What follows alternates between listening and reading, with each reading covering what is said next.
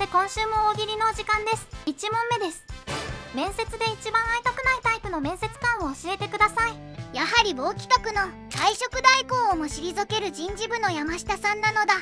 この人に面接されて気に入られたら絶対入社させられそうなのだ。そうですね、きっと定年退社まで勤めることになりそうですね。ちなみに人事部山下さんの動画のリンクは説明案に貼ってあります。続いてのお題です。これから暑い時期が続きますが、うちわの生産量日本一の町でありがちなこととは？みんな片腕だけめっちゃ太いのだ。そうなるとだいぶいかつい街並みですね。続いて最後のお題です。30年前のタイムカプセルに帰宅部の田中は何を入れた？